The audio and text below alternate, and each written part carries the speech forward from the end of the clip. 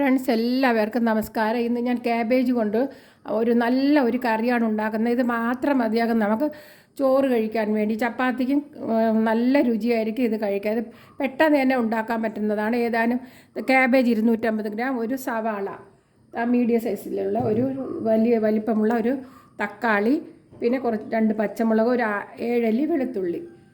സവാള ഇതുപോലെ നീളത്തിലരിയുക. നീളത്തിൽ സവാള നെടുകെ മുറിച്ചിട്ട് ഇങ്ങനെ 2ആയിട്ട് കീറി ഇങ്ങനെ അരിയുക. പിന്നെ അതുപോലെ കാബേജും നീളത്തിൽ ഇതേ രീതിയിൽ വലിപ്പത്തിൽ അരിയുക. കണ്ടോ? ഒരു പാത്രം അടുപ്പയിൽ വെച്ചിട്ട് 1 ടേബിൾ സ്പൂൺ വെളിച്ചെണ്ണ ഒഴിച്ചു. 3/4 ടേബിൾ സ്പൂണും കൂടി വെളിച്ചെണ്ണ ഒഴിക്കുകയാണ്. ഏത് എണ്ണയാണോ നിങ്ങൾ യൂസ് ചെയ്യുന്നത്, സൺഫ്ലവർ ഓയിലോ, അത് ഉപയോഗിക്കാവുന്നതാണ്. എണ്ണ ചൂടാകുമ്പോൾ നമുക്ക് വെളുത്തുള്ളി ചതച്ചിട്ട് ഇട്ട് കൊടുക്കാം. പച്ചമണമൊക്കെ മാറുന്നതിന് വേണ്ടിയാണ്. ഇതുപോലെ പച്ചമുളക് 2 പച്ചമുളക് അരിഞ്ഞതും ഇട്ട് കൊടുക്കാം. പച്ചമുളകും വെളുത്തുള്ളി ഇട്ട് ഒരു മിനിറ്റ് കഴിയുമ്പോഴേക്കും നമുക്ക് ഈ സവാള ഇട്ടാം. പച്ചമുളകിൻ്റെയും വെളുത്തുള്ളിയുടെയും ഫ്ലേവർ ഇറങ്ങി വരുന്നതിന് വേണ്ടിയാണ് 1 മിനിറ്റ് എടുത്തത്. നമ്മൾ ഹൈ ഫ്ലെയിമിലാണ് വച്ചിരിക്കുന്നത്. ചെറിയ ബർണറാണ്. സവാളയും ഹൈ ഫ്ലെയിമിൽ തന്നെ വെച്ച് വഴറ്റുക. ഇതിലേക്ക് 1/2 ടേബിൾ സ്പൂൺ ഉപ്പ് പൊടി ഇട്ട് കൊടുക്കാം. ഉപ്പ് പൊടി ഇട്ടൊന്ന് വഴറ്റാം. നല്ല മണം വന്നിട്ടുണ്ട്. വെളുത്തുള്ളിയുടെയും പച്ചമുളകിൻ്റെയും ഒക്കെ നല്ല മണമാണ് വന്നിരിക്കുന്നത്.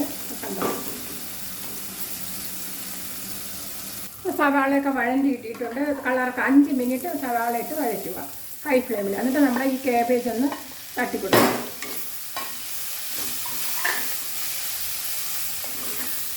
മെഴുക്കുരുട്ടി ഉണ്ടാക്കുന്നതിനേക്കാൾ വളരെ സ്വാദാണ് ഇതുപോലെ ഒരു കറി ഉണ്ടാക്കിയ.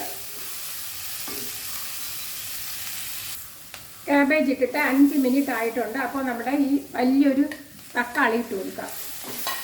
തുറന്നിട്ട് തന്നെ ആദ്യം കാബേജ് സവാളയൊക്കെ ഇടുമ്പോൾ തുറന്ന് തന്നെ ഇടുക. ഫ്ലെയിമൊന്നും കുറച്ച് വെച്ചിട്ടില്ല. ചെറിയ ബർണറിൽ ഹൈ ഫ്ലെയിമിലാണ് വെച്ചിരിക്കുന്നത്.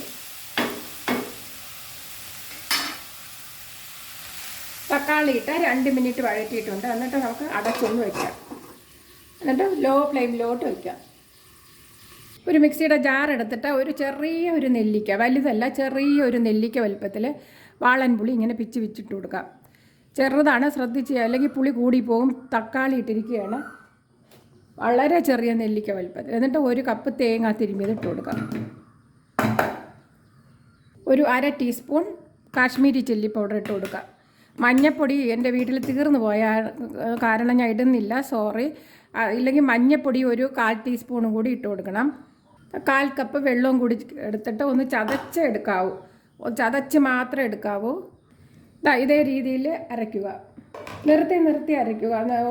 ഇങ്ങനെ നിർത്തി അടിക്കുക. അപ്പോഴത്തേക്ക് ഇതുപോലെ നല്ലവണ്ണം പുളിയൊക്കെ അരിഞ്ഞ് കിട്ടുന്നതാണ്. കണ്ടിന്യൂസ് ആയിട്ട് അടിക്കാതെ നിർത്തി അരയ്ക്കുക. ഒരു പ്രാവശ്യം കറക്കിയതിന് ശേഷം പിന്നെ നിർത്തുക. അങ്ങനെ 4 പ്രാവശ്യം നിർത്തി അടിക്കുക. അല്ലാതെ കണ്ടിന്യൂസ് ആയിട്ട് കറക്കൽ അരഞ്ഞാൽ ടേസ്റ്റ് കുറയും. ഇപ്പോൾ ഒരു 5 മിനിറ്റ് ലോ ഫ്ലെയിമിലാണ് ഇട്ടിരുന്നത്. ഇടയ്ക്ക് 2 പ്രാവശ്യം ഇളക്കി കൊടുത്തായിരുന്നു.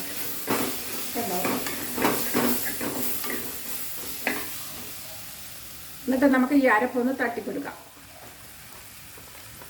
അപ്പോൾ ഇതിനുമ്പോൾ തന്നെ നല്ല മണം വന്നിട്ടുണ്ട്. കറിവേപ്പിലുണ്ടെങ്കിൽ ഇട്ട് കൊടുക്കാവുന്നതാണ്. കണ്ടോ? മഞ്ഞപ്പൊടി ഇല്ലാത്ത കാരണം അതിൻ്റെ കളർ മാറിയിട്ടുണ്ട്. കളറില്ല.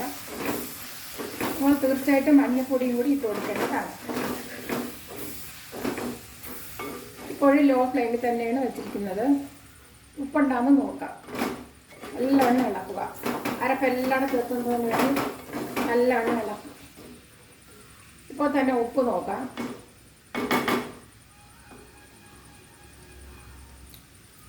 ഉപ്പ് ശകലം കുറവാണ്. ചൂടോടുകൂടി ഒന്ന് വായിൽ വയ്ക്കരുത്. ഇനി പല്ല് കേടായി പോകുന്നത്. തണുത്തതിന് ശേഷം മാത്രമേ നമ്മൾ ഉപ്പ് നോക്കാവൂ. ഒരു 1/2 ടീസ്പൂൺ ഉപ്പും കൂടി ചേർക്കുന്നതാണ്. ഉപ്പ് കൂടുതൽ വേണ്ടവർക്ക് ചേർക്കാവുന്നതാണ്. എന്നിട്ട് നോക്കിയതിന് ശേഷം ഉപ്പിടുക. ഉപ്പ് എല്ലാത്തിനും പിടിക്കുന്നതിന് വേണ്ടി നല്ല മണമാണ് വന്നിട്ടുള്ളത്. കാബേജ് ഏറെ ഗുണപ്രദമായ ഒരു പച്ചക്കറിയാണ്. ഇനി നമുക്ക് അരപ്പൊക്കെ പിടിക്കുന്നതിന് വേണ്ടി ലോ ഫ്ലെയിമിൽ തന്നെ വയ്ക്കാവുന്നതാണ്. ലോ ഫ്ലെയിമിൽ ഒരു 4 മിനിറ്റ് ആയിട്ടുണ്ട്. അപ്പോൾ നമുക്ക് തുറന്ന് നോക്കാം. അരപ്പൊക്കെ നല്ലവണ്ണം പിടിച്ചിട്ടുണ്ട്. ഇനി നമുക്കൊരു കറിവേപ്പില ഇട്ട് കൊടുക്കാം. ഫ്ലെയിം ഓഫ് ചെയ്തിട്ടുണ്ട്. എന്നിട്ട് കറിവേപ്പിലയും കൂടി ഇട്ട്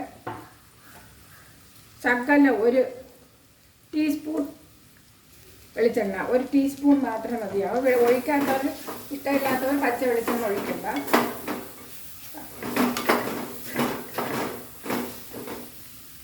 നല്ല മണമാണ് കേട്ടോ, അടിപൊളി. ഇനി ഇത് അടുത്തൊരു വീഡിയോയുമായി വരാം. തീർച്ചയായിട്ടും ഇത് ഉണ്ടാക്കി നോക്കുക. നല്ല ടേസ്റ്റാണ്, ചപ്പാത്തിക്കും കഴിക്കാവുന്നതാണ്. എല്ലാവർക്കും നല്ല ഐശ്വര്യം ഉണ്ടാകട്ടെ.